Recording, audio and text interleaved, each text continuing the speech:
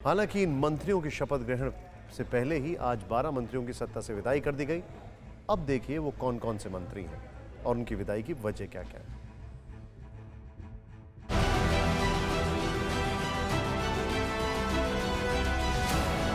ये वो चेहरे हैं जिनकी मोदी मंत्रिमंडल से छुट्टी हो चुकी है। आज कैबिनेट विस्तार से पहले ही इन पुराने मंत्रियों के इस्तीफे का सिलसिला शुरू हो गया और शाम होते होते ये लिस्ट 12 तक पहुंच गई।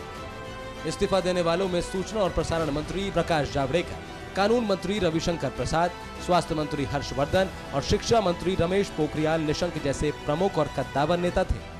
हालांकि इस लिस्ट में थावरचंद गहलोत, बाबुल सुप्रियो और संतोष गंगवार जैसे कई बड़े नाम भी शामिल हैं। अब सवाल है कि आखिर क्यों इन मंत्रियों को अपना पद छोड़ना पड़ गया। इस विश्लेषण से पहले जिन मंत्रियों की छुट्टी हुई है उनके नाम जान लीजिए।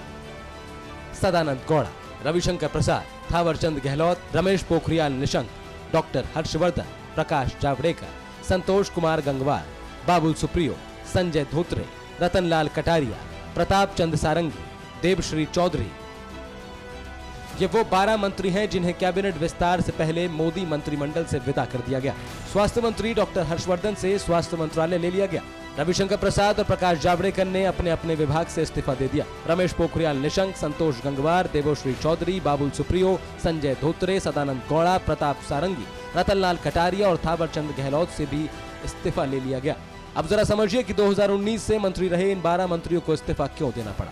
रमेश पोखरियाल निशंक की तबीयत खराब है और मानव संसाधन विकास मंत्री के तौर पर उनका प्रदर्शन बहुत खास नहीं रहा, जबकि डॉक्टर हर्षवर्धन को कोरोना कुप्रबंधन की कीमत चुकानी पड़ी है।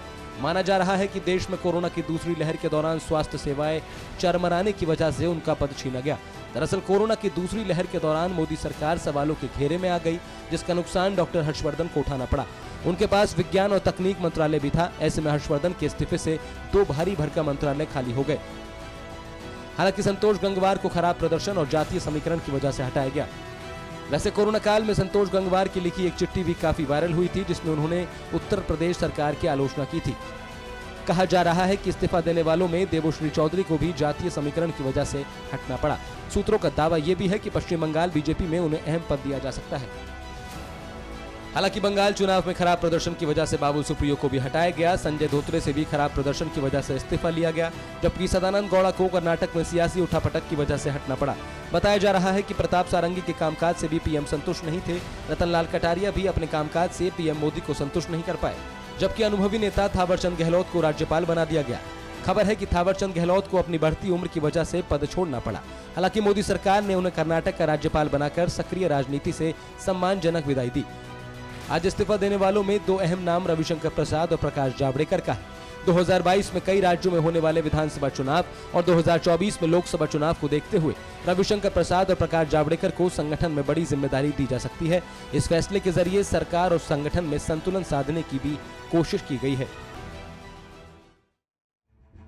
परवाह देश की, सोमवार से शुक्रवार रात 10 बजे TV9 भारतवर्ष पर।